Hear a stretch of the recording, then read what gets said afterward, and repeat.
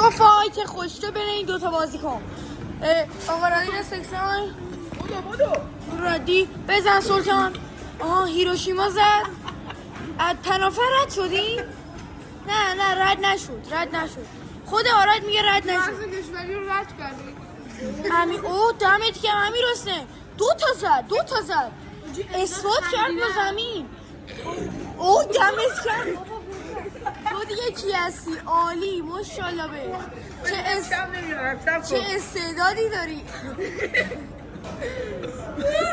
آها عالی ماشاءالله. آها ماشاءالله به دمتون گرم. چه فایتی بود. حال کردم. من بردم آراد ترافیک استعداد. تو بابا نه ترافیک استعداد.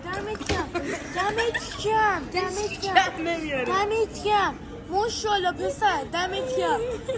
فوشو میده میگه نه اینجوری میکنه. ما رو پهواد میفرستم.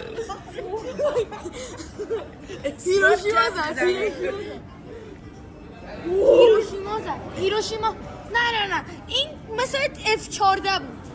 F14 به دوران رسید. اوه نه این F10 هم نبود بیشتر. F15 بزنه پایین. نه F15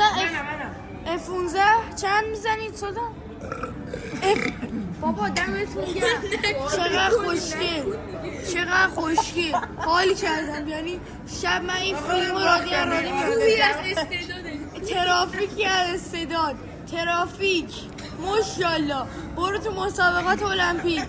برو سلطان برو. اینجوری وای بابا دمت گرم. حاضر سوپر آروم داره اینکه میشه دلم داره این بزن حال کن. یعنی بزن خارشو ببازه. سوپر آروم نامونو نابود نکن.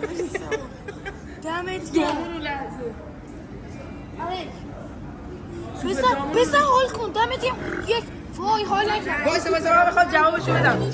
هیروشیما آماده شده. نفت دوباره از زمین در اومده. آها بابا ریدی. آها رید به آراد. توف کرد تو صورت آراد. توف انداخت تو صورت آراد مثل پوری میمونه. یه دیسپلی دیگه بلد نمیکنه. 10 تا دیسپلی. توف کرد تو صورت آراد. توف انداخت تو صورت آراد. یک دم آروغای آراد هم نزد.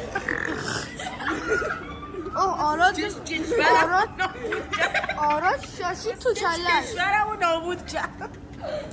و این فایت رو کی می‌کنه؟ وایسا من هنوز یه فیلم بگی؟ من هنوز خاورمیانم نمیتونم. استانم پاره. پای تخت تو زد. ماشاءالله عالی حالی کردم. یعنی اینجوری میخواد زمین رو نابود کنه. دمت گرم.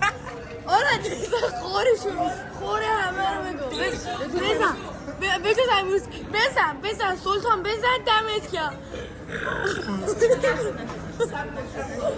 ترافیک بار استعداد. بریم بیرون بزنیم. دوستان این جنگ تموم شد. خاورمیانه جنگ رسید تا دیدار دیگر.